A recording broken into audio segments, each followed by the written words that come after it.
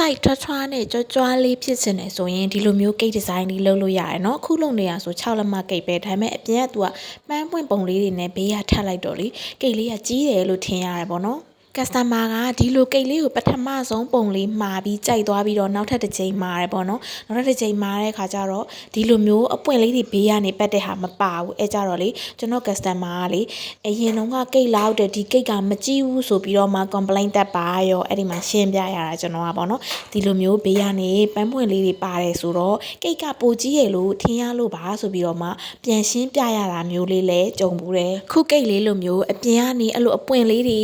အထက်နဲ့အများကြီးပါတယ်ဆိုရင်ကျွန်တော်တို့ကိတ်လောက်ရတဲ့လူတွေအတွက်ကတော့ပို့ပြီးတော့မှ cream များလေးပို့ကုန်တယ်ပေါ့နော်တခြားကိတ်ဆိုင်တွေမှာတော့ဒီလိုမျိုး cream များသုံးရရင် extra ချက် fees လေးတွေထပ်ပေါင်းသေးလားတော့မသိဘူးကျွန်တော်စီမှာတော့ခုလောလောဆယ်မပေါင်းပါဘူးရှင်အရင်ကိတ်ဈေးနှုန်းနဲ့ပုံမှန်ကိတ်ဈေးနှုန်းအတိုင်းပဲယူပါတယ် Hello Fury မွေးနေ့ကိတ်မန္တလေးမြို့ကဖြစ်ပါတယ်ရှင်ကျေးဇူးပါ